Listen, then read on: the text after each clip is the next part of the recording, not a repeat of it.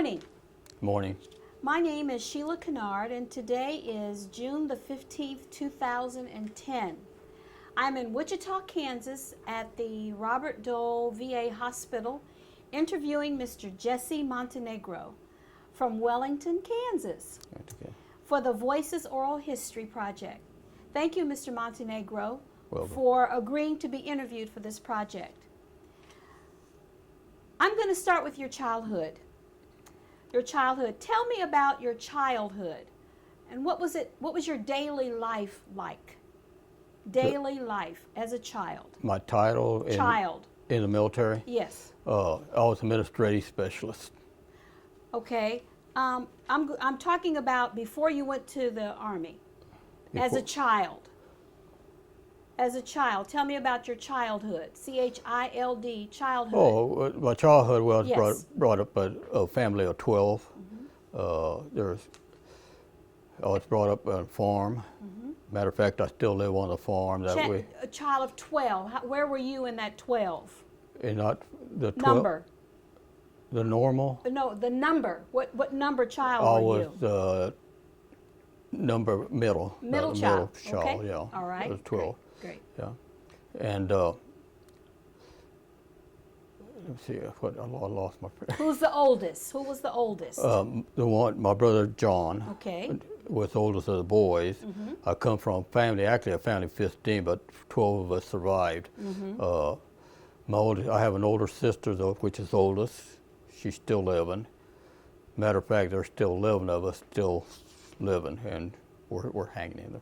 But and then I went to Wellington High School, graduated from high school. From there, I went into a week before I graduated, I signed up for the military, the Air Force.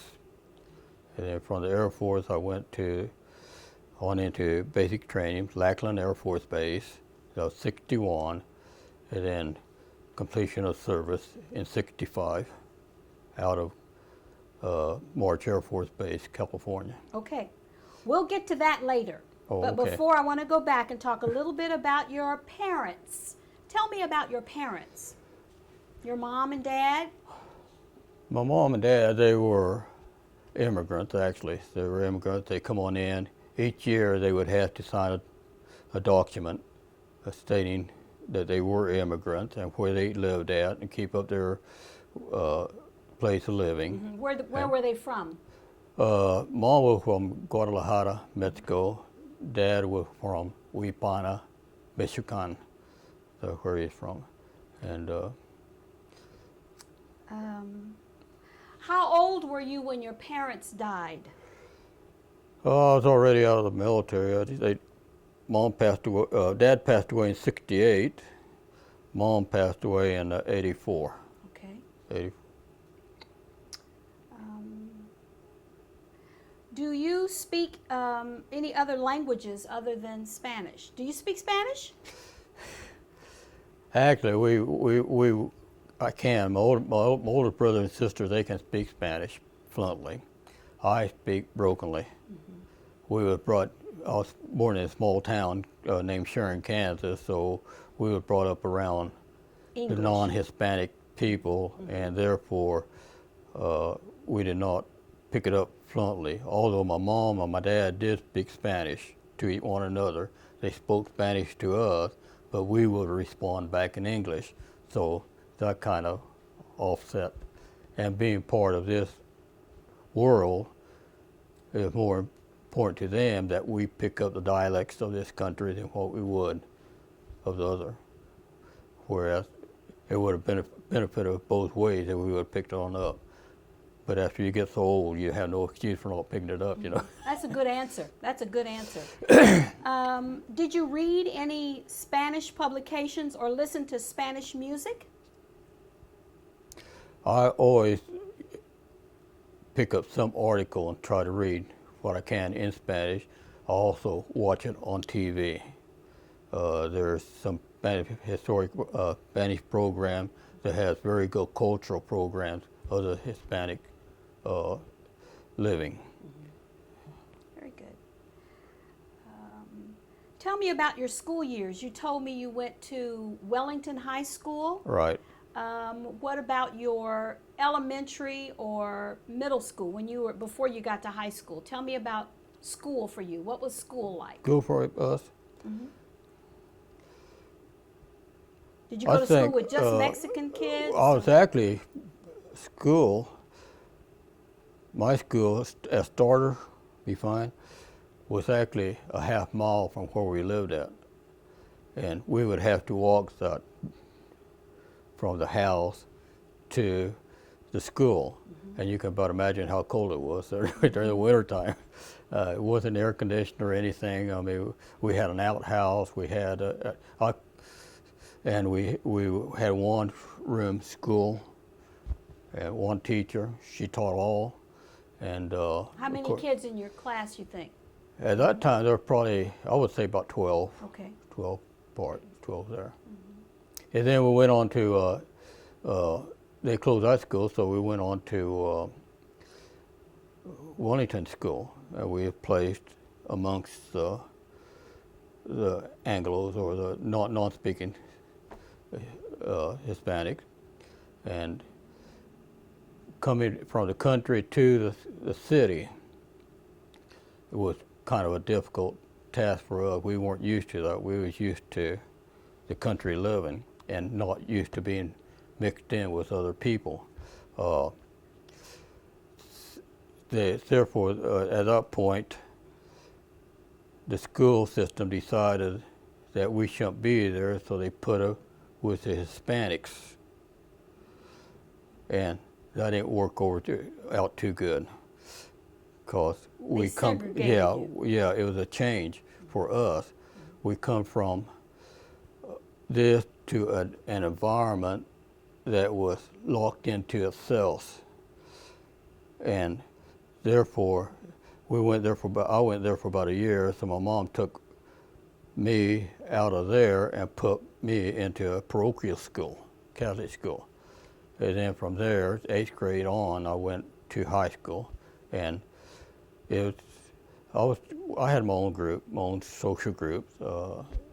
Sometimes it wasn't some Hispanics, but mostly from the English-speaking groups. What did you like best about school? What I like best about school? I really can't. I had some very good teachers. I had a very good teacher. What I like best about school is like turning an animal out of a pen, going to out in the pasture. What happens? You go, boy, you get. It's different. It was, it was fun, but that's all what I remember about. In other words, getting into an environment that I'm not familiar with, and having to change there. That country boy came out in you. Right. Yes, right. yes. Okay. Did you, in high school, did you participate in any clubs or sports? In high school, any sports or activities? I didn't wasn't involved. Actually, my parents couldn't afford putting us in all that. There are 12 of us. My dad worked on the railroad, and sometimes he'd get laid off, and he really didn't have that much money to allow us to have all these activities.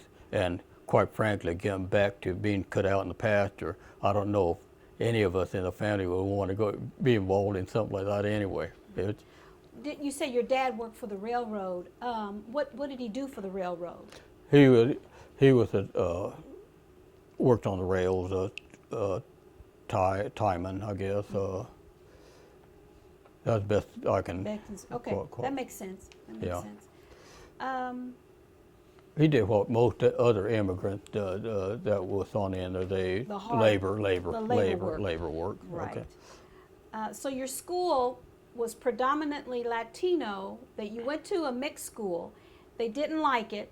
They separated you out. That didn't work. So your parents put you in a parochial school. Do I have that right? Right. And the parochial school was run by the church. You're right. By a Catholic church. Each culture has their own little cloister on over here, whether it be black, it be German, it be whatever it is, and sometimes they don't separate. They don't move out. My parents were one that moved out away, although they still mixed in with Hispanics. They mixed out on over here in this area. Occasionally, we would encounter a black person or a Negro. Actually, the word black I don't care for, but I guess. Because you grew up on Negro. Huh? You grew up hearing the word Negro. Right. Right. Occasionally, we would have these people come on around. My mom and dad were never prejudiced. Matter of fact, they encouraged us to treat others as we would want to be treated, and treat them with respect. So you were raised with the golden rule. Right. Treat others as the way you want to be treated. Right. Right. Tell me about your friends. You kind of go in a little bit about your associations, your friends when you were in school. The good and the bad. Tell me about your friends. Oh, you always have those that, even as you mature and get into the real world, you can't have everybody like you, for one thing. And but my mixing in was basically going to school and coming back out of school. Yes, I have acquaintance and friends throughout, Hispanics and white, and some blacks too. And during my time, Wellington had very few blacks thrown in there, but the ones that did. Let me say, as of now, even now, my friends are the ones that want to interact with me, want to encounter with me. That's who my friends are. And basically, it's just a relationship, interact, and we separate ourselves, but we do not forget about ourselves. Good answer. Do you ever remember being treated differently at school? Do you ever remember being treated differently? Like before you went to the parochial school, what was that like? The one that you remember, you said you were in a school with Anglos, and it didn't work out. Were you treated? How were you treated there? How was I treated? Well, Yeah. Well, like any other communities, you're either an outcast or you're in. And not being a follower, I was probably more or less an outcast. Not being a follower. How'd that feel? Huh? How did that feel? Well, I really, seeing that you asked, I never did think about it, but I think I was kind of not wanted, rejected, in a sense. And when I went to parochial school, I had a sense of wanting, of being accepted. Sense of belonging. Right, and this happens throughout life anyway. But you learn to adapt to it, learn how to work with it, learn how to accept it, and you learn how to work with it. So. Do you believe that being a minority in a city that you are a minority in Wellington when you were growing up, that you learned to be more adaptive? You learned to adapt better? We adapted better with the Anglos than what we did, or the non-Hispanics than what we did with Hispanics. Matter of fact, I married a German. I have two brothers that married we're out of 12, we're half and half. Where did you meet a German woman in Wellington? Was it in Wellington you met her? No, Oh, I met her came here. later. Yeah, This came way after. Way after. Way after. Okay, all right. Is that the lady I met in the waiting room? Was she with you today? Pardon me? Was she with you today? Your wife? No, No, she okay. no. All right. Are you going to get back to that Yes. later? I can. Okay. Yeah. Let me see. What do you remember about going to the country in the 50s and 60s? What years are we talking about when you were in the parochial school? About what years was that? Okay, what year I was talking about when I was when? In school, parochial school. Parochial school, okay. Eesh. You were born in 42. 42. I think it's about in the 50s. In the 50s. 50s, yeah. Okay. Mid 50s. Do you remember any events that happened during that time span when you were in school? Major events that happened. In school? Uh-huh. What was going on in the Yeah, world? I was held back a grade in 7th grade because I was too immature. Oh, really? What were you doing, little pranks and But stuff? that didn't hurt me none. Oh, it didn't hurt you none. Okay. Okay. Great. They held you back in 7th grade. Did you go to college? No, I didn't. I tried it, but I just couldn't. But my mentality couldn't get myself settled down enough to. So what was the highest grade you went to? 12th grade. 12th grade. And you graduated from Wellington High School? Right. All right. What were their colors? You remember the colors? What did I what? The colors of the school, the robes and the school colors? They were black. Black? And Okay. I think it was a purple tab. I can't Black remember. and purple or something Yeah. like that? Okay. Just a little trivia. Purple so to let you know you're aging. So Right, right. Moving up, how did you decide to go from, where did you go after you graduated from high school? well, I think I said earlier that we jumped the gun there. That about a week before I graduated, a group. They were Hispanics. A group come on over and asked me if I wanted to go to the military with them. They were going to go in the Air Force. Air Force. And I was looking into something to go into anyway, because my oldest brother served in the Army. Another brother served as a paratrooper, and the other brother served in the Army also. So I was looking into going to it, and I told him at the time, I said, yes, I'll go with them. But I think they thought that I was going to stay with them, you see, and I wasn't interested in that. I'm an invert, or I guess introvert you might want to say. Introvert meaning No, come to okay, yourself? when you're self, okay, no, Or extrovert? I was extrovert. Okay. I was an expert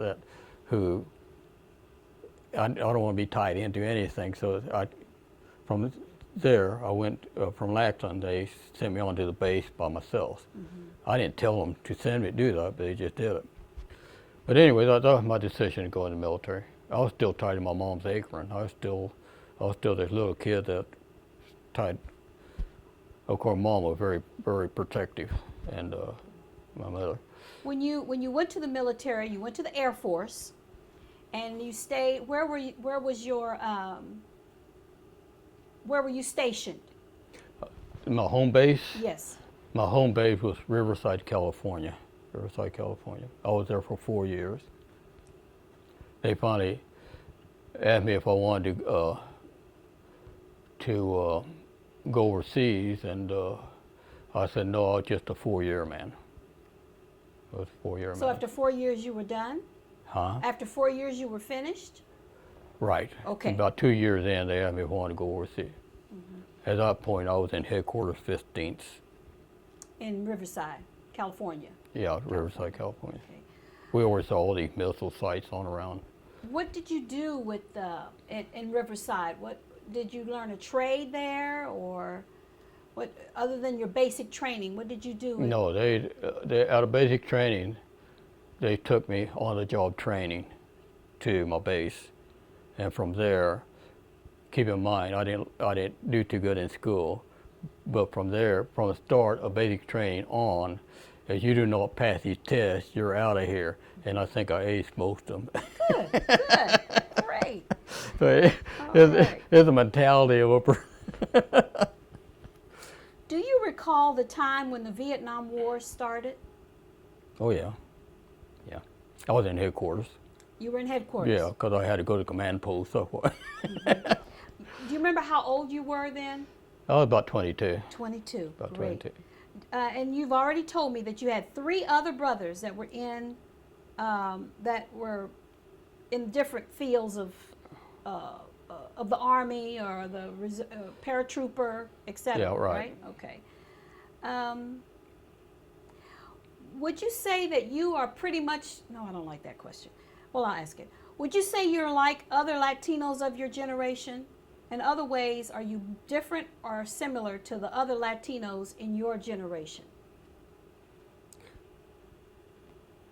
I always looked at myself as being an individual. I didn't look at myself as being a Latino of any particular group or cultural. I don't know if you're going to get to this later on or not, but I look to you as an individual, as a person, and that's how I accepted myself, and I try to present myself to others. So I hope I answered your question. Yes, I most think you of your did. questions. I think you did. Were you a member of any movements, Chicano movements, when you were drafted or enlisted? Do what? Social movements, you know, were any? Again, I'm not extrovert. I don't follow. Okay. I don't follow. So there. Oh, I had my social groups. I mean, you know that, but we all had the same, pretty much the same mentality, the same personality, similar personalities, the separate things that you wanted, that you look forward to doing. Basically, just having fun. I mean, we could go out and laugh all throughout the entire time. That was fine. Did you support the war? Do I support? Did you support the Vietnam War? Did you support it? Well, better being over there than over here, and that's one thing that it affects me personally when seeing these kids. Matter of fact, I was just talking to one here recently, and telling them that I went from high school, as I mentioned, into the military, and he's still a junior in high school, and I could tell that he just tightened on up. But He just did what? he just tightened up. In other words, a sense of anxiety or something. But these people don't realize that they think they're going into military and they'll get killed, but they're far more than just going into combat and other phases within the military. And it's better than being over here. In other words, you're lost out here. The military is a good place to go and probably find yourself. Give it a couple of years. I mean, or give whatever the military asks you to. So you were talking to this young man about your military experience, Right. and you could see the anxiety Right. as he was just like saying, Right. no, I But don't. these same people have no fear to get on drugs and destroy their lives. I've had people, but when I went in the military, there was two of them that I had talked to, or well, I didn't talk to them, I heard others talk to, and they said no, they didn't want to go in the military because they'd get killed. I'm in the military, about 6 months later, I get word from my mom that these two got killed in a car accident. So, you see, if it's going to happen, it's going to happen regardless. And I want to ask you kind of a different question. If you could do it over again, would you do the same thing you did by going to the military after high school? Would you do it all over again? Or what would you change? I'd probably do it. My objective was, or my focus was, again, my mom and dad, we were immigrants, and my mom always thought that we should go on in the military. We're going to be out here getting in trouble with the military, and maybe you can find yourself. I'd probably do the same thing So it over was again. a good move for you. Right. It was a good move for you. It's an obligation for one thing, and you don't look at yourself as being Hispanic, black, German, or whatever it is. You look at yourself as an American going in to defend the country. And I really admire these that go on in. And one thing that I hate to see is a person to sit back here and say, it's the other person that should go on in. I wish they would start the draft again. And I think that they probably wouldn't hurt any if they did. Were you drafted? Huh? Were you drafted? No. No. I was there You enlisted. along with my other brothers during the time of draft. We were all volunteers. I could have been drafted. I didn't even think about being drafted. They didn't either. and they just went, they volunteer. Again, our mentality is our obligation to serve. How did the war affect you came out after 4 years. The Vietnam War, was it still going on then? When you came out of Riverside, came out of your training? Was the war still going on? Did it affect, how it affected me? The war was between 54 and 75. So what was the effect of the war on your family and you? I say, backtrack a little bit on that, if you don't mind. I think the Cuban crisis affected them more than what the Vietnam War. Yes, it did, because my dad was from Michoacan in the early 1900s, 1700s. That's when they had the Civil War down there, and he was part of it. He was part somewhere. I don't know what he was, if he was one of their agents or whatever, but he was not with the government. He was the rebels or VIA. So he pretty much knew the mishaps of war. What had there's nothing pretty about it. Let's put it that way. But I think that affected them more. During the Cuban crisis, I realize you said Vietnam, but during the Cuban crisis, I was at base level and standing guard, and or B-17s and a big generator. They're a command post, and the only thing I think most of us, the only thing we could say is, you're going to do something, do it, or get out. So it just happened. Fortunately, they got out of that one. And then in the meantime, I went to headquarters 15th Missiles Division, and as I said, we oversaw all these silos and through Omaha.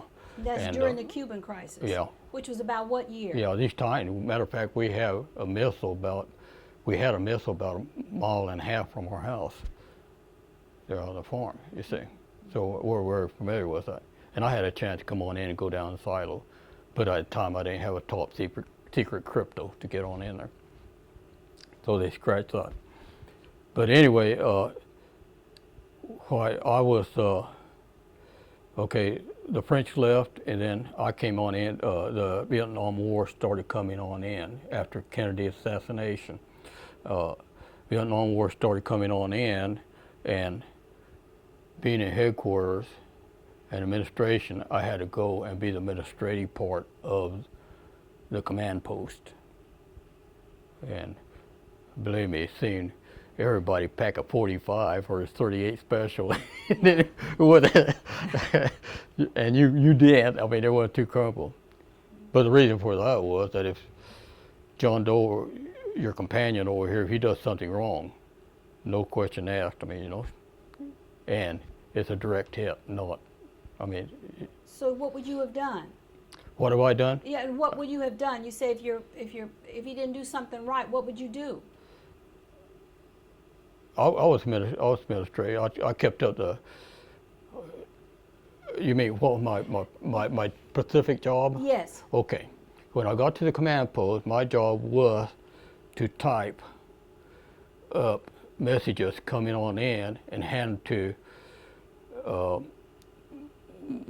whoever was there, the administrator, maybe a full bird colonel, a major, or something like that, of what I had typed. They would give you a message, you type it, and you send it. They send it, or you send it. And believe me, a period, a comma, they're down your case. If you mess up. It makes a difference. It makes a difference. But getting back to what, fully what your question is, I don't think the Vietnam at the time affected me that much. At the time, it was just a police action. You cannot put by that, the ones that served, they were given ammunition, but they were not allowed to put a cartridge into the chamber of the weapon unless they had to. And then once it escalated, then that might have been a different story, but or they handled it differently. Okay. But they were just up there for police action at the time. Did you ever want to go to Vietnam? I volunteered for Vietnam. The early start of my career, I volunteered. It was good duty. The French had it then. It was a good duty. I did go for overseas and whatever, but again, it started in '64, and I only had another year to go before I got out of the military. Or they could have. So you did go, but you only spent a year there. Pardon me? You did go. No, I didn't go. No, you didn't go. Okay. No, I was in headquarters. In California. Yeah, I was over there watching it on a big screen, most of the action, stuff like that. Okay. We've covered a lot of this stuff under enlistment and draft. We've done all that. Okay. How many Latinos?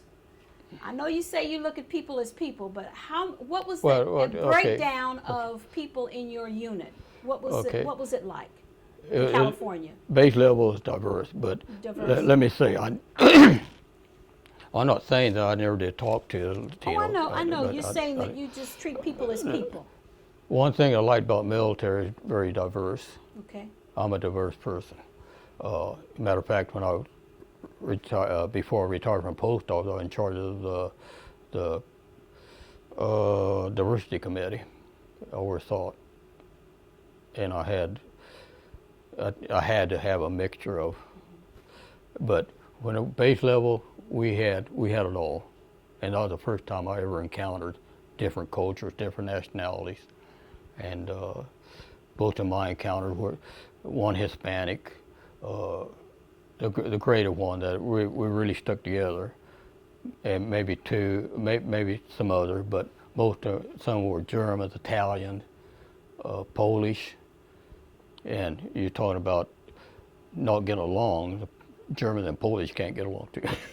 Matter of fact, they have the same thing. What the South had over here, up here in Minnesota, around that part, my understanding, they have the same thing with Polish and Czechs or Germans. So it just reverted, but the same color skin, you see. When did you meet your wife? Tell me about that. Where did I meet my wife? Yes.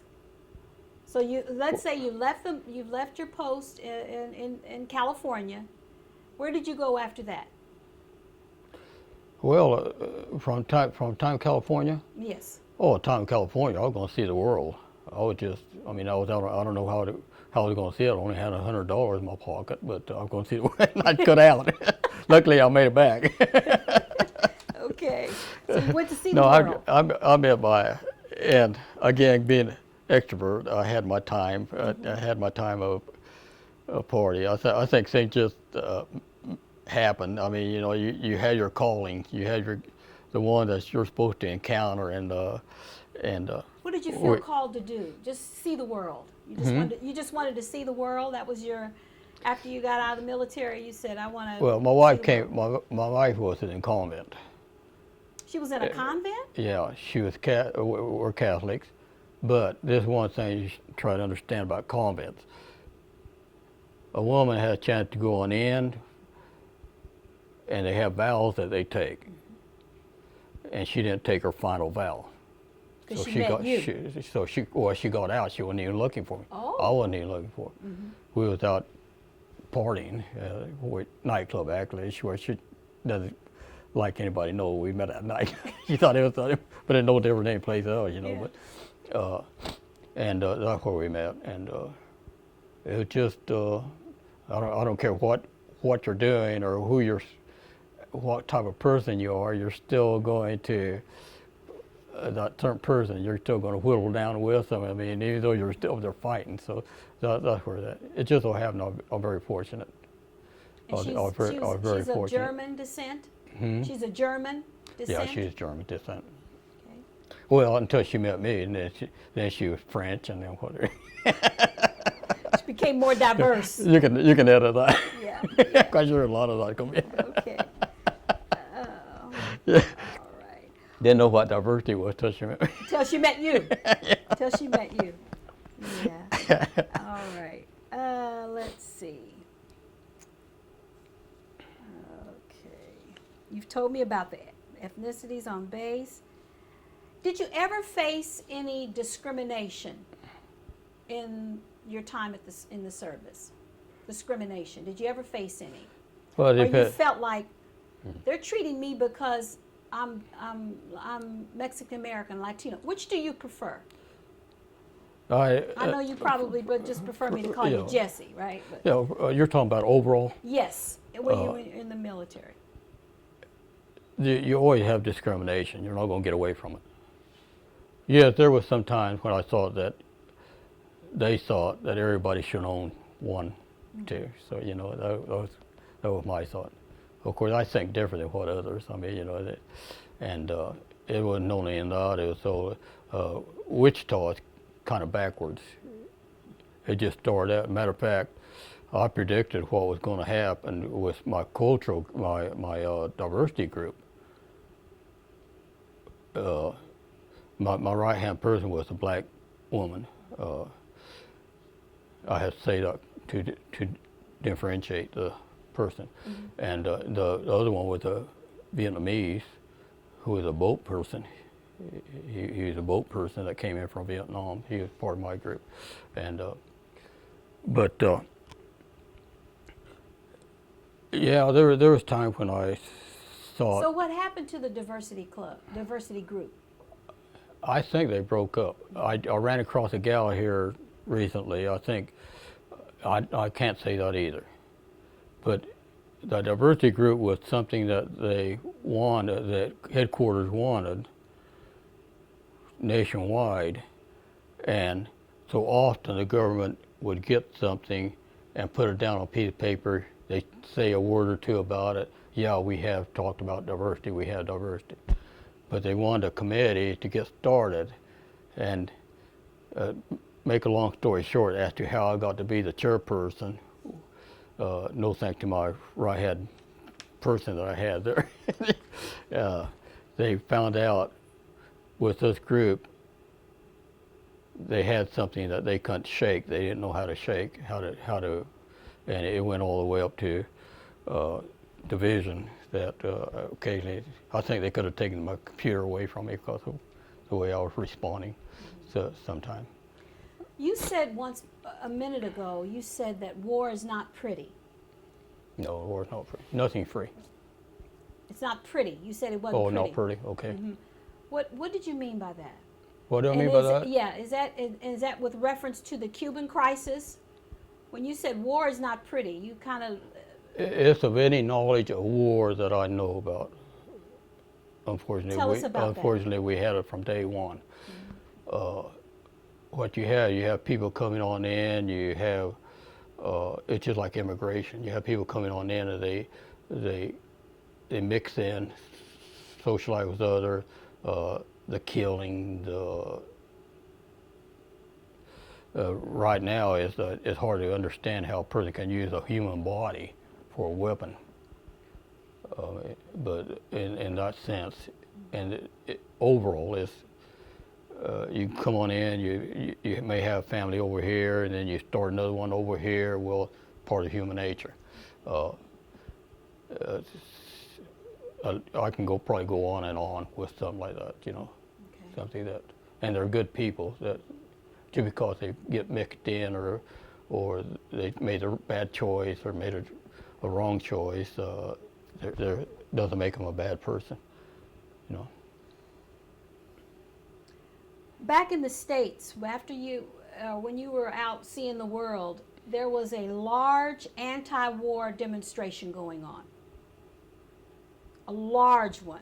Mm-hmm. My mind is thinking about Forrest Gump and how you know that movie Forrest Gump, the guy that played and went to the war and did all these different things. It kind of identified it. It kind of identified it. For a lot of us that may not have remembered those times, but you lived that time.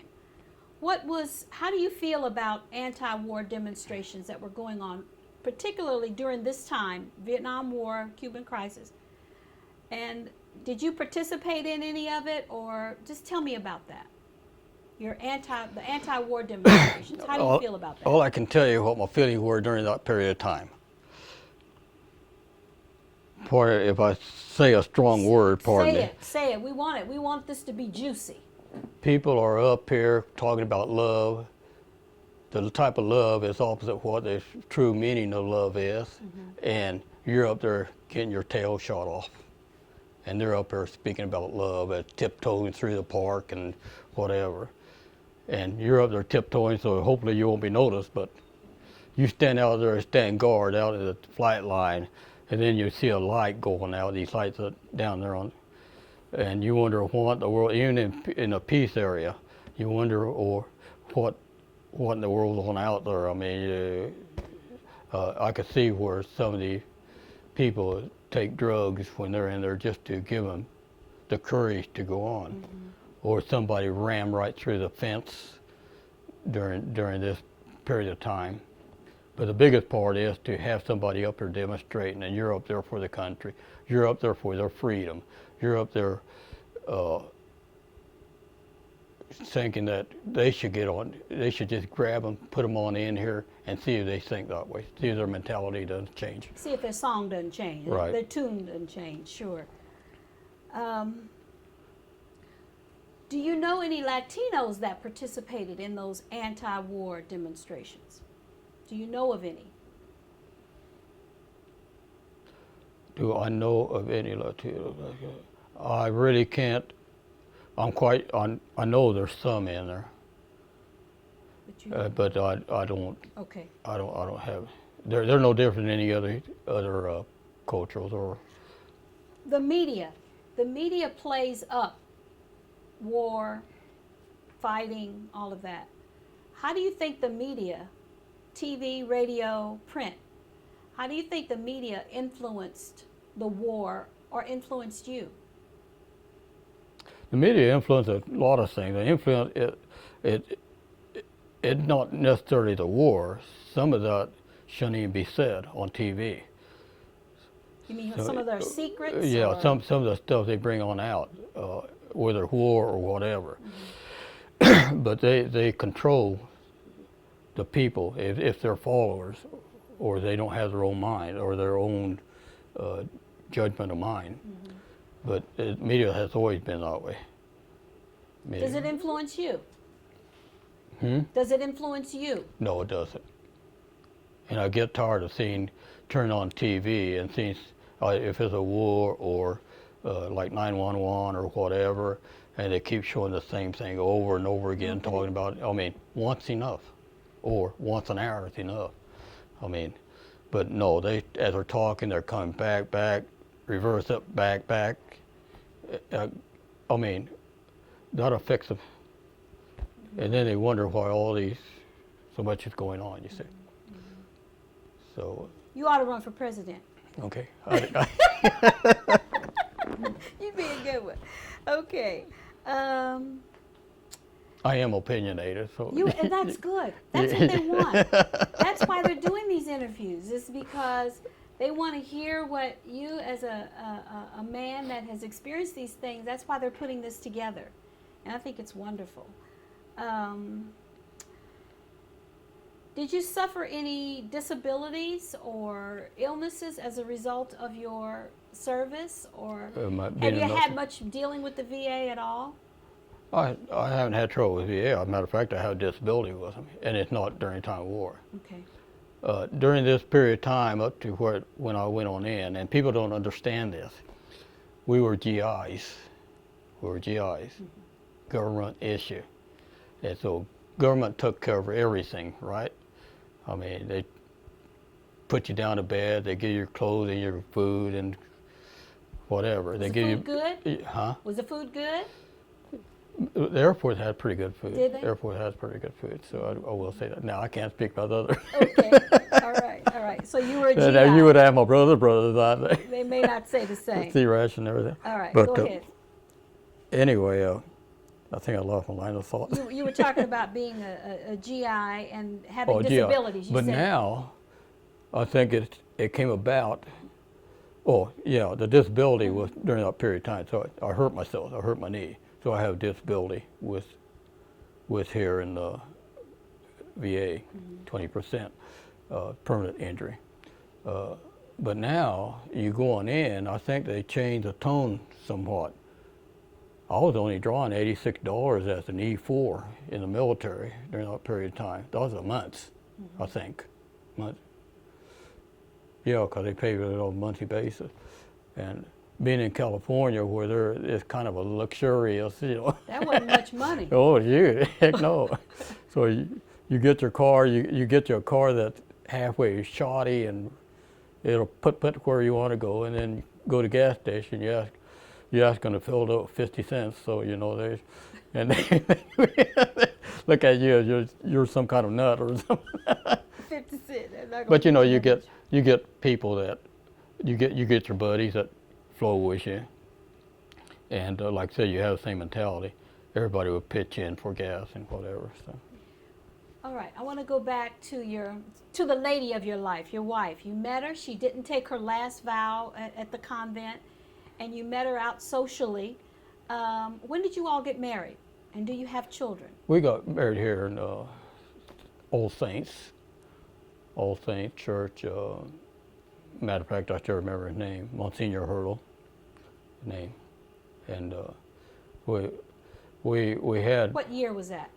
I hope they edit this, but I'll tell you what and keep it out. So, okay. But when she did decide to marry me, we're back to, you have different type of prejudice. It wasn't so much, she come from a higher class people than what I had, although she was from different culture. But it's not so much a different cultural, is what your status. Yeah, we have our social status. I mean, and if you weren't part of that social status, that kind of in the money bracket, then a doctor, lawyer, or something like that, then but sometimes, I guess, love works, hold it right there. So what? But she was lucky to have met me. So oh, sure, I think so, Jesse. I do. She's a lucky woman. You're a great guy. You're a great guy. What year did you get married? Do you remember? We just spent our 40th year. Oh, great. As a matter of fact, we had it this last May. Okay. 23rd of May. And do you have children? Yes, I have 4 children. 4 children. I have a daughter and 1 daughter and 3 sons. Are any of your sons thinking about going into the military? Pardon me? Any of your sons going into the military? My baby, he went on in. Of course, he married down in Houston, the fire department. So he was there Desert Storm. Oh, what? Desert Storm during that time. Although he was stationed in Germany, but he wasn't deployed, and he was a tanker. Was a tanker.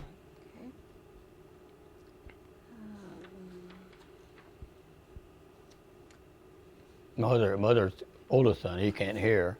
And he's like me, he can't hear too good. He hears, but he cannot, and better than I can now.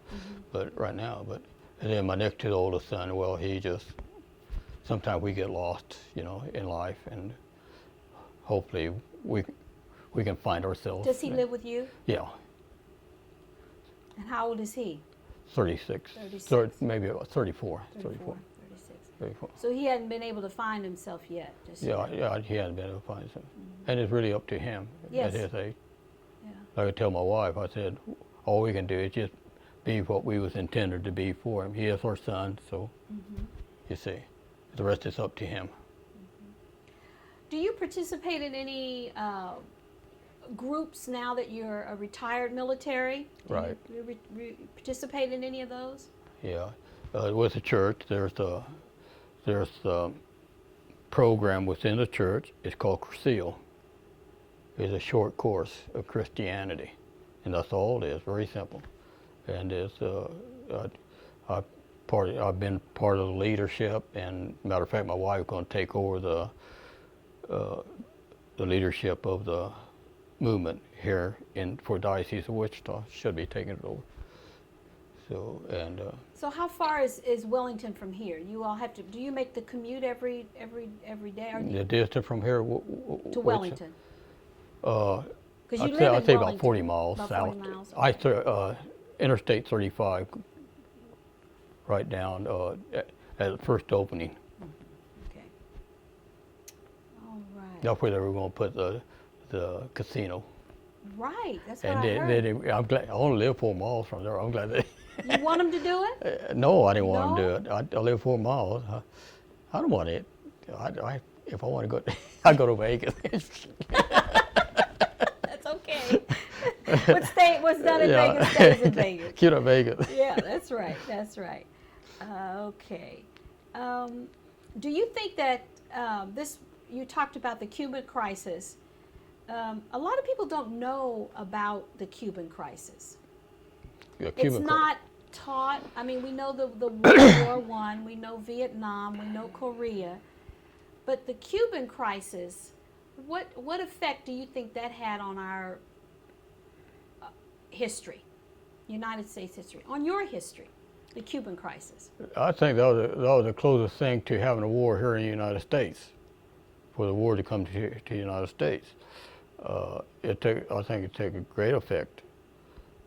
Just for having Khrushchev backed up of what they had there right at the present time. I mean, heck, well, it would take, they had a missile Was that on around the Panama Canal was that around the Panama Canal and the Cuban Fidel Castro and all? Fidel Castro. Castro. Uh-huh. Okay. Okay.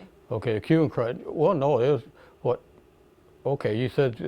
I don't what, know. The effect of it, what the reason was for, because Russia was trying to put missiles in Cuba. Thank you. How far is Cuba from the United States? Very close. It's very near. It would take a missile from Cuba to Riverside, California, 20 minutes or 15 minutes to get there. What you do, you get your heights and down. And I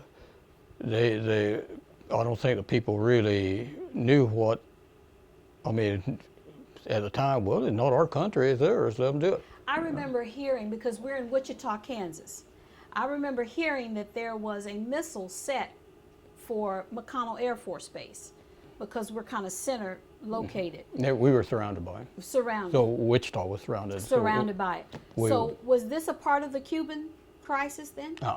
No? No, there was just like any other precaution. They probably had a reason. But they probably Khrushchev wanted of course, to the government knows some things in advance that they don't tell the public. Right. There's things going on that they don't tell the public. If they did, the people would go crazy. But this was the result. They had already had them. They were already intact. They were already in place, and just so happened it was there. So your role in that was you took messages off of the teletype. You took messages and got them to your superior officers? No, well, it was through typing. At the command post, what they would do, they would want to send a message out in the field or someplace around there, or maybe Omaha headquarters, whatever. Of course, they had the red phone that they talk back and forth, but certain things they could say over the phone they had to have documented. So they would bring that on in to me at a command post. Okay, gotcha. And my typing skill was about 45, 52 words a minute. Ooh. And no error. You could have, no errors? No, keep in mind, no You could have error. been a secretary rather than going to the post office. Well, as a matter of fact, also unedited again now. Yeah. Right. Part, excuse my French, but not what they call a titless wife, for one thing. But it covers far more than wax, that's what they call them. But it covers for administrative, covers broad. It's a general, broad knowledge. General category. But typing was part of that. Okay, well, we're about the end of our first tape, and I want to cut this off now. I'm going to put another tape in, and then I'm going to check with you on a few more questions, and we're just about to the end. Okay. But I don't want to end our interview without, if you have something that, in the meantime, when we're changing the tape, that you're thinking about, that you may want to make sure is that you say, questions that I haven't covered, something that you want to go back and explain a little bit more about. I've enjoyed talking to you, and I'm going to change the tape, and then we will proceed a little bit further, okay? Okay. All right.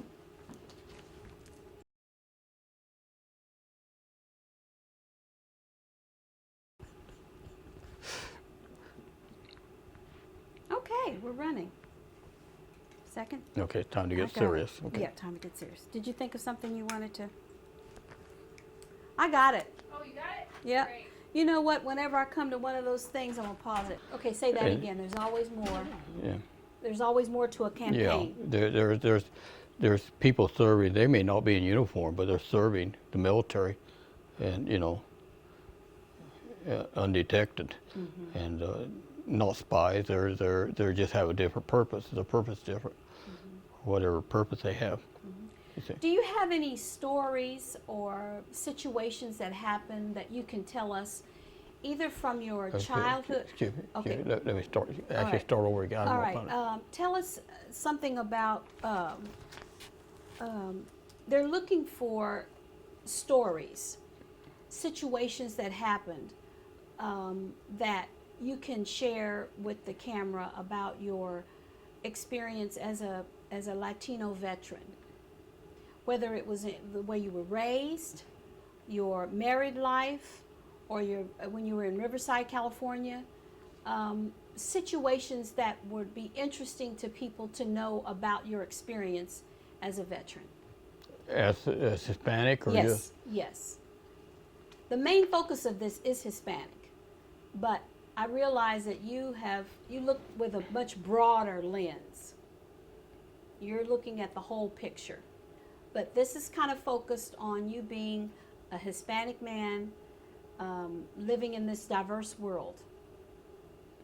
I think what I'm looking for is just part of you that we haven't been able to see or hear yet.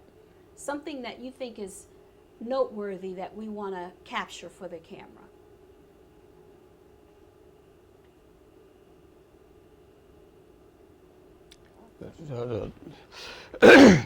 I don't know if I do really have any. Again, as I explained throughout my life, where I come from, and I flowed as an individual.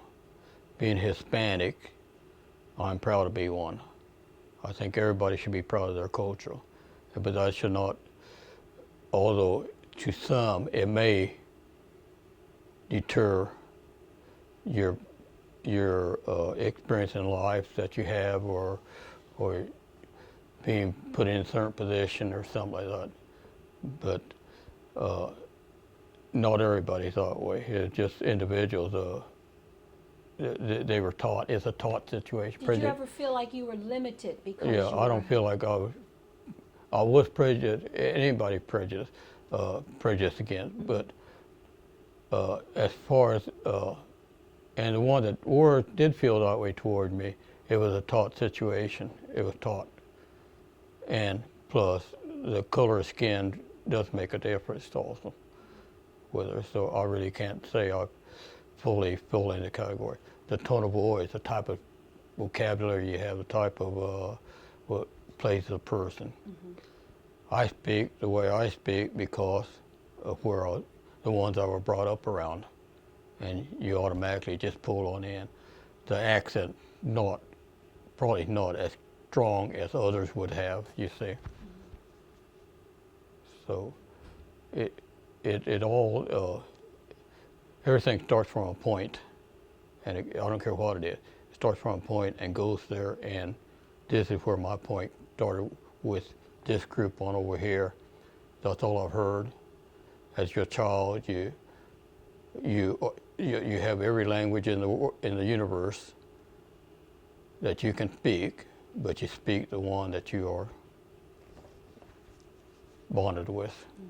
It's like your parents spoke Spanish, but they encouraged you to speak English. You're right. So you were pretty much brought into the American culture. Yeah, and I've seen other just having blacks. I mean, the blacks that are this way too. They're blacks, but they carry the way to the ones that were accepted, and it's not any particular culture. It's with all cultures, whether it's white with Hispanics or blacks with, and there are. I've encountered several of them that way. Did you receive any awards or citations or commendations when you were discharged from the Army? No, you were the Air Force. Which one? Air Force. Did you receive any Recognition. awards? Recognition, that's the word. Recognition. Just routine, regular ones. All right. I got recognition one. I can't even remember if I got a medal for it or anything for it, or an award. During the first phase of me being at the base, we have these tests take, and I was one, according to the commander, I was one of the first ones that he ever had that made 100 in it, so, at the time. And you typed 50 words a minute, no mistakes. Yeah, and he did give me a recognition, made me stand on up, and I can't remember if he gave me an award or not. It wasn't that important to me. I done it, and that was it. So I'm not one of these that dwell on getting an award. I don't feel like, in my heart, I know I done it, and that's it. That's the main thing. Your community, what kinds of things, you told me you're involved in your church, you've got a group going now. Tell me about that. Do what? You said your church, you have a group in your community, your church work. Didn't you say you have a group of young people that you're working with? Yeah, well, church, you were talking about the activities that I have? Yes. They range from anywhere from close to 30 all the way up to about 80. As long as these people, just because they're a certain age, they want to be active. They still have a purpose, or they give themselves a purpose. Senior citizens? Huh? Are these senior citizens you're working with? Yeah, oh yeah, there's seniors. There's the last group I had was went through that I know of was 80-some years old. Okay. They're in wheelchairs. They can't never get out of wheelchair. It's not to change anything in their life. It just actually what it does, it teaches you, like I said, the purpose in the environment, to live in your environment. That's what it is. So Live in the environment. you're a very adaptive person, and you're helping other people to be more adapted to their environment. Right. Right. And you have all kinds of environments. You have our environment right here, and the environment where you work at, your environment where you work at, the people you mix in with, your environment, my own personal environment, several different environments. But the purpose is mostly to try to change. In other words, like on a board, maybe abortions, you can be part of it, the change, be part of the campaign for the Martin Luther King. Martin Luther King was another one that I had back during that period of time. How the black didn't want to be sent to Alabama. And the thought of going to Alabama during that period of time was, it was devastating to him. But that's what it is, change, try to make it for the better, instead of being over here protesting and trying to although the church does protest, as you see on abortion, stuff like that. But there's a purpose. They feel like there's a purpose for that. Okay. Do you have any family members that have had experiences in the Army or the service in the military that you can share with us? You mentioned you had 3 brothers that were in the service, that were in different military. What has been what has been some of their experiences? We was bonded as one, our family. We are different. We're individuals. So, but we were bonded as one, and I think our outlook is pretty much the same. Where a Mexican couldn't go during my time, a Mexican couldn't go into like a bar or a restaurant to eat. Me and my brothers, we could go on in there. I had gone into, we have gone in, one of my brothers went into a bar. Well, no, I'll tell you the experience I had in the military. Me and a black guy that lived here in Wichita. And he was coming home during boot camp with me, and we were together. And We were there in Dallas at the time. Now we're talking about 61 or 62, something like that. And we was coming home until we can go out to our own base. It just so happened we went to the same base. And very pleasant person. We went to the YMCA, and we got our room. Of course, he had his room and I had mine. We decided we wanted to go swimming. And I said, okay. The clerk there at the counter, point blank, you go upstairs, you go downstairs. I said, no, we're together. You can't. He's black. You got to go up there. I said, well, I guess we don't want to go in. We're back. And he told me, he turned right around and told me, he said, you go swim, and you want to go swim? Go. I said, we're together. And this is how the military. But they would have allowed you to swim. Yeah, they would have allowed me to go, but not down him. to this swimming pool. Oh. But he would have had to go to this top one. And that's where I started noticing the difference of The way people, yeah. the way people are treated. We would never taught it in our family life, but as you go out in the world, you start encountering these different things. But no, we could go to get a haircut in different place. The other one would have to go. The Hispanics go to somebody else. Of course, at that time, the blacks would have their special haircuts, their style of giving haircuts and stuff like that. So they would have their own.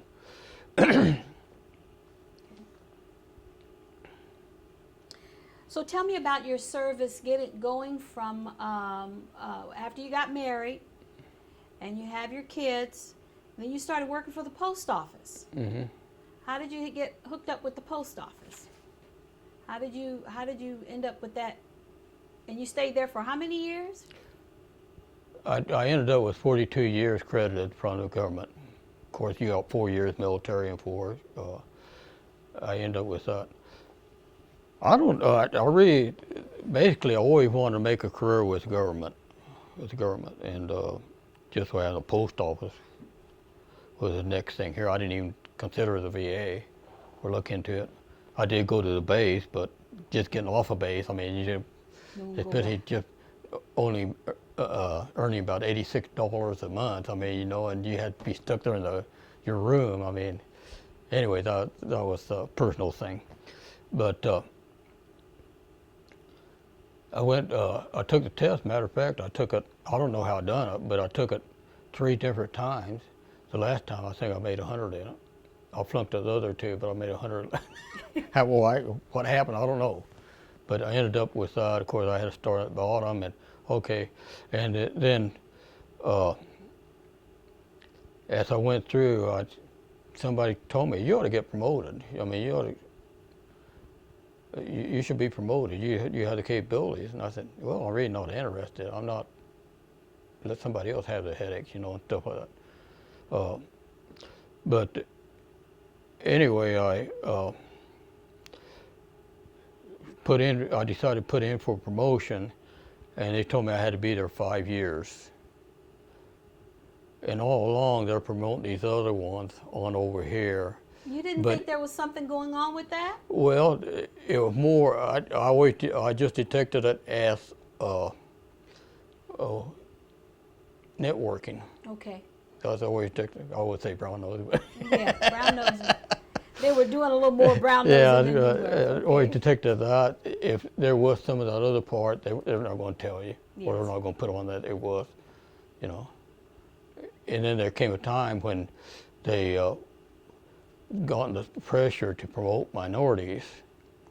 And again, we're falling back with the black and the Hispanic. There was one guy that they asked him to be, and I felt the same as he did. They asked him to be,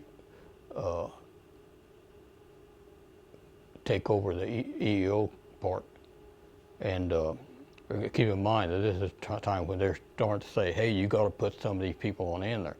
And his question was, he said, yes, I'll go, but if you're just picking me out because I'm black, he said, forget it. You're picking me out because you think that I know how to do it. Yes, I'll do it. Oh, no, no. Of course, their answer was going to be, no, we think you can do it. You're capable of doing it. Well, there's no job. I mean, if they can send a monkey to the moon or a mouse to the moon, I mean, anybody can do anything, right? Anyway, but yeah, and there was time when they tried to promote me, and I would just tell them I'm just not interested. And another time when this guy in management, he asked me to put in for it. He said, "You'll do real good in there, Jesse." I mean, well, we're still part of a little network, you see. And no, he went on and told me, put it on in. He said, I'll fill it on. Well, when I put it on in and filled on out, he put down, it's something about an attitude, just a change of attitude or something like that. So forget it after that. That you had a change of attitude? No, it was because of an attitude or my disposition. In other words, my personality wasn't for that type of. And, but if you know, if you ever talk to Debbie, she probably tell you. But my personality,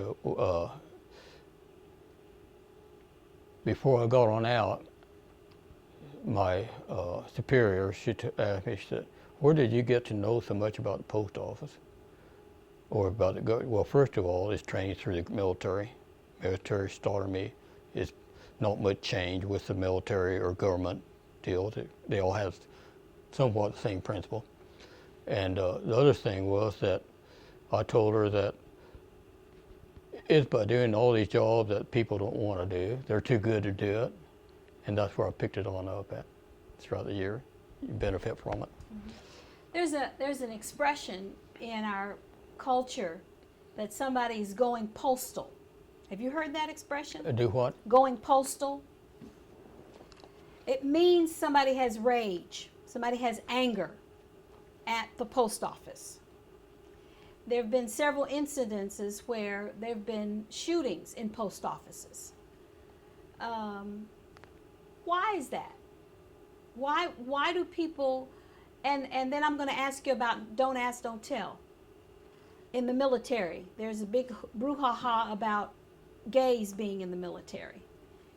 And I want to ask you those two things. One about the way the postal system works. Why do some people get very upset to the point to where they'll go in and shoot? And number two, what do you think about don't ask, don't tell? What do I think about it afterwards? Don't ask, don't tell. When in the military, if I'm a lesbian woman, if I'm gay, or you're gay, we can't go in the military and let people know. Okay. We're supposed to just keep it under. Okay, let's start with number one again. Okay, all right. Going postal, being upset with the post office. Okay. First of all, my response to that is that there was no more killing in the post office than what there was anyplace else. Okay. They all had the same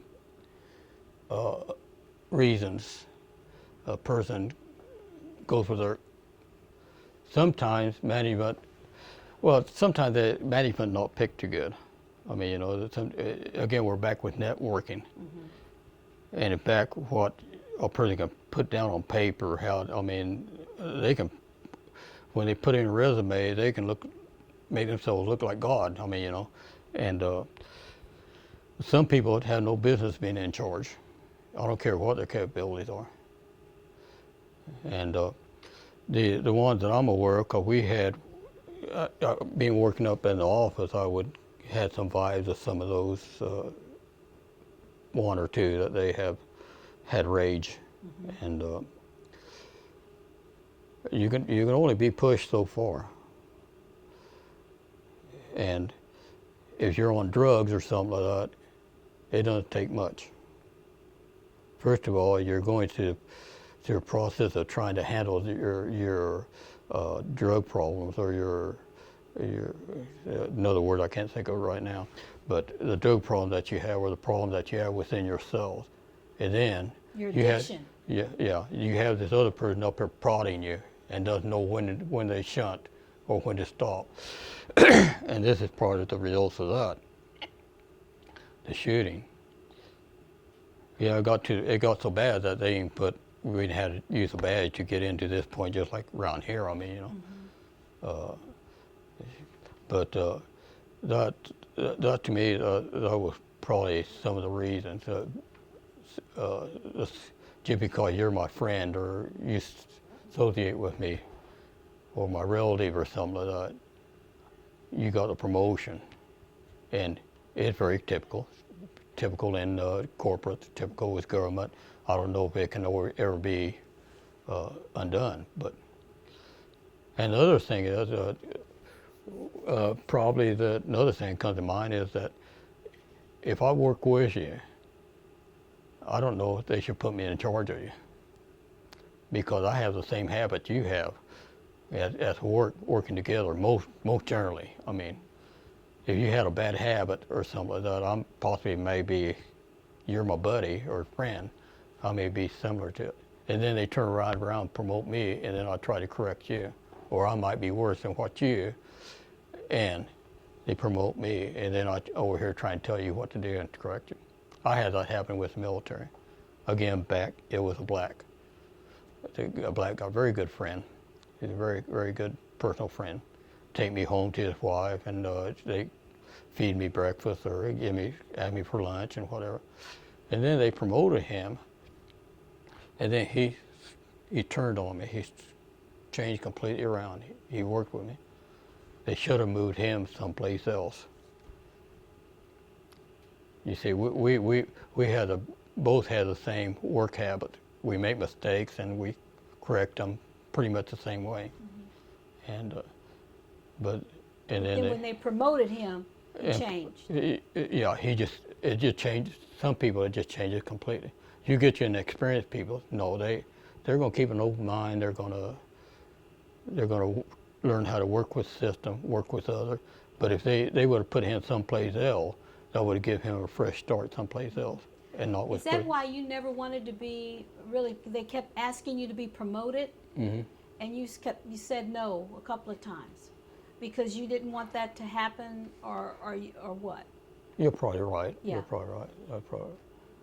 And plus, my dad was never. We was never.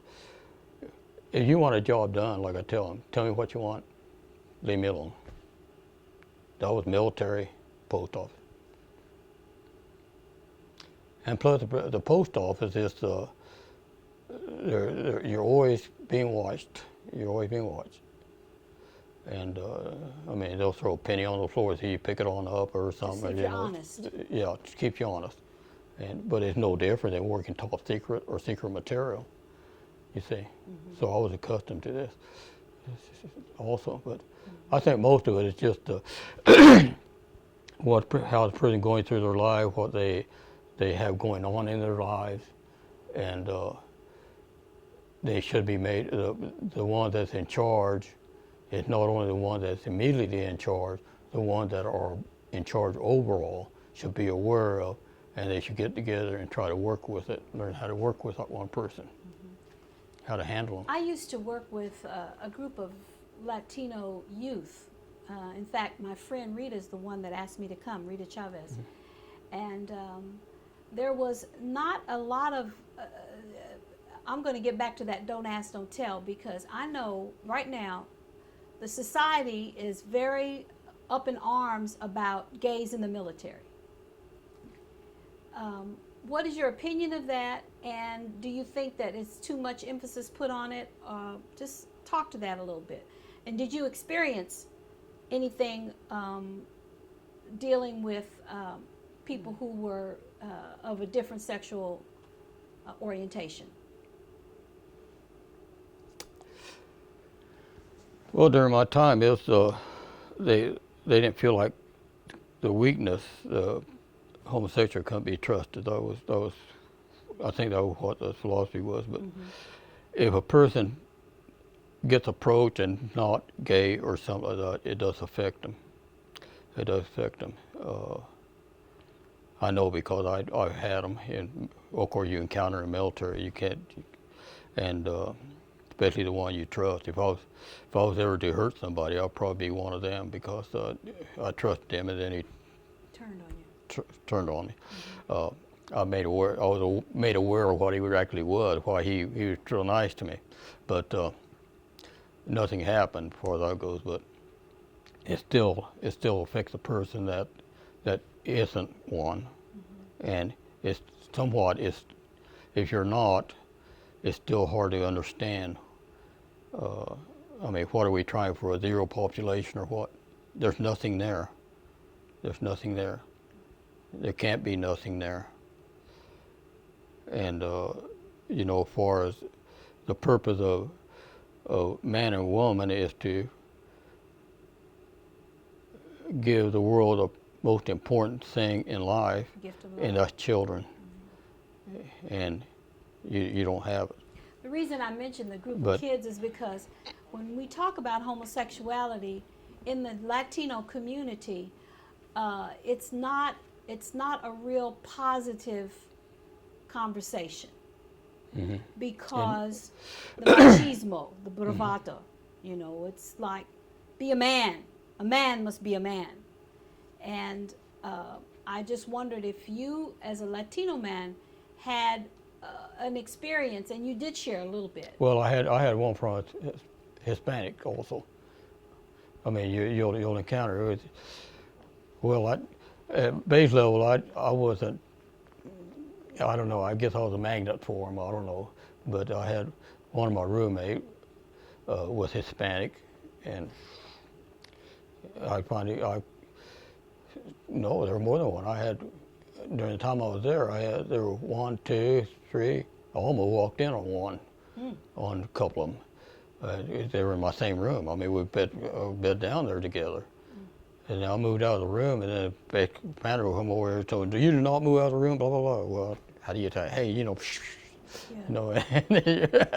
but and then I get another one, he was Hispanic, and the other one was white and black. The one that I caught almost walked in on.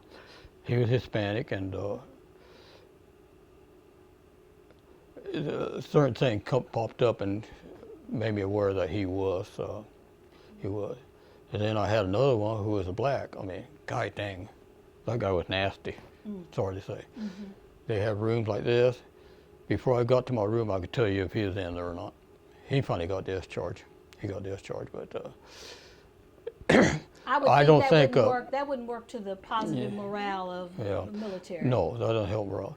I would say that as long as they can keep their place, at one point I would, like I said, I would have, but I think I came to a little bit more better understanding of certain people aren't born to be the way they are. I mean, aren't chosen to be the way they are. They don't choose to. Some do choose to be that way, but there are those that it's quite obvious they did not choose to be that way. And they're just like any other thing. They're the ones, they'll respect you. Respect you, and they will leave you where you're at, and they'll stay with their own. But Well, thank you for and sharing that, because I know that it's a big issue, and it's not a new issue. It's been going on. oh, it's been going since day one. I mean, but it's still, there's something. But we take, what do we do in life? We're substance abuse, which I was trying to say. We take all the chemistry, we drink, we take drugs, we take this and that. I mean, it's obvious you're upsetting the body, the human body. You're offsetting Mother Nature's way by taking some of these drugs and like marijuana and stuff like that. You see. Of course, I'm no philosopher or a doctor, but Sound like a philosopher to me. Sounds it just very stands to reason. I mean, Yes. I raise cows. If I don't feed them animals right or something like that, I'm bound to have problems with delivery of calves and stuff like that. You see. And it is a mammal, and It just, Human nature is man will also. Right. Human is now. just affects. Is there anything else, Jesse, that you would like to tell us that maybe we haven't talked about? Yeah, but what? That we haven't talked about? Anything about your experience in the military or as a... I think, I don't know if we talked about this or not, or was mentioned. Since I'm here on veterans and military, yes, I guess we did say something about draft, paying people on in instead of, looks at all them dollars that's being spent on those that have drug abuse or substance abuse or something like that. And plus, if I would like to think that if person, if they want to go to college, but put some time in, it doesn't have to be the military, because government has several different options that you can have for the country itself. Give yourself about a year or two of that, and it wouldn't hurt for a person to go in for about a year. They should. Maybe that'll straighten some of our young ones out. Of course, Used to be most 18. young ones, yeah, 18. most young ones are now. They're born 5. I was at a restaurant, and the mother, looked like the kid was about 5 or 6. He wanted something. She said, "You know where it's at. You're old enough to make your own decision." No way. A person can be, as far as I'm concerned, not till they're, of course, some are different at that age, but till they're about 16 or 17, something like that. But there's no way these kids can, and we let the children raise themselves, and of course the military is not going to want to babysit either. I mean, you know, and you can understand that. They don't have time for that. I mean, we're trying to build our defense. yeah, you've got all those people going in there with rage and whatever. I mean, attitude overall. I think we carry in our life, we carry a positive attitude. So the draft, you think the draft would be a good thing for Right. America? Attitude can either make you, break up a good workforce, break up a good military force, break up government, all attitude. Well, you've had good experience not only with the military, but with the government, and then with the post office, and with your church. So, anything else that you'd like to say? One thing that military taught me, you have all these different people and different diverse people, because I'm back to diversity. When you are in there, you are one. You are not black, you are not Hispanic, you are one. You're an individual, you're a human. You look at me as to how I approach you, see, or how I am to you. And we did respect. Okay, yeah, we had fighting and stuff like that, but overall we did have respect for one another. And when the going wrong, come together to be there for you, be with you. Buddy system. That's what was taught way back. I don't know what they teach now, but military, it was a buddy system. In other words, I'll be your buddy, you be my buddy. Mm-hmm. Yeah. Right. And the problems came when somebody breached that faith, breached that trust. When they turned on you, then that's when you might have had. And I don't care. You can be, like I said, it doesn't matter what culture you are. Mm-hmm. The indifference come together. Well, just like the antibodies, an antibody in the body. Anybody. What happens when you get a cut? They all rush to. The antibody comes on in to take care of it, and we're all antibodies. We come and take care of one another when you get rough. That's great. And this is what the nation is. It's an antibody. It should be. Of course, you still have these cancerous unaware cancer spots, and antibody comes in to heal, comes in to take care.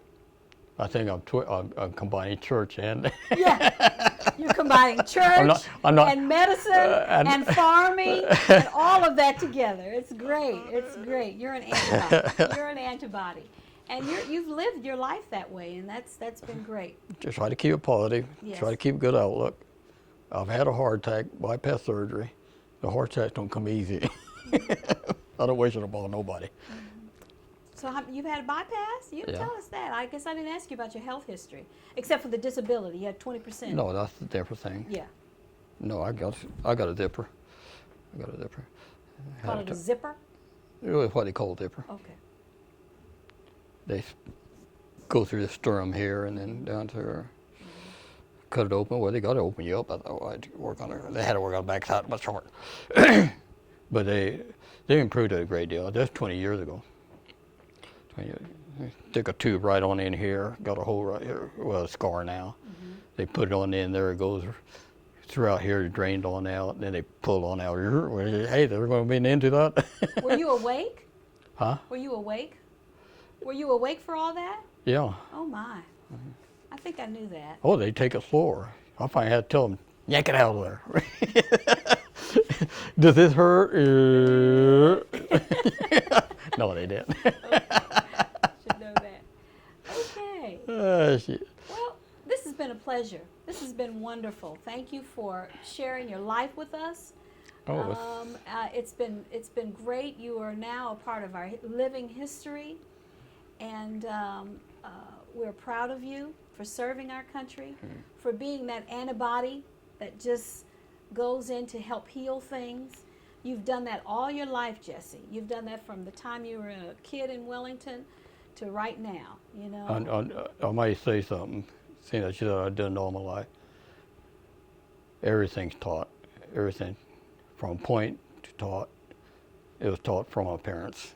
Our parents, you respect one another, and like I said, when we went in the military, it's obligation. Now they voluntarily go in, they get the pay and everything back. Beyond my time, it wasn't. You ought to go in even though you don't want to, you know, or else.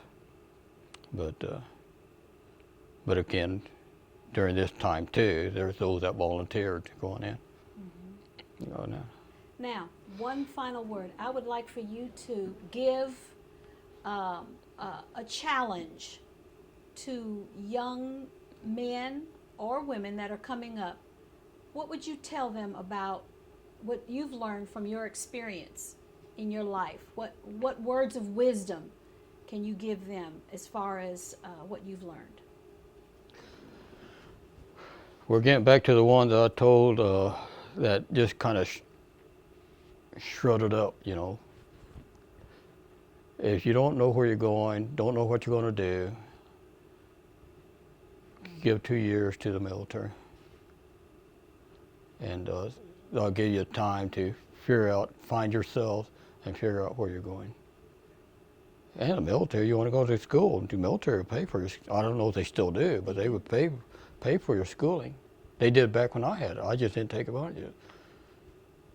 I was still back being cut loose out in the pasture, you see. Yeah. So And it's a of course- great opportunity for you to find Yeah. yourself, and you encourage Yeah. other young people, if they're searching for a path, that's a path that they might consider. They'll benefit from it in the long run. Yeah. And sometimes the military can break you too. I mean, you know, of course, we're going back to attitude. Prison attitude. Jesse Montenegro, it has been a pleasure. Thank you so much for sharing Thank you. with us. Thank you. I can go on another 4 hours. I know you can.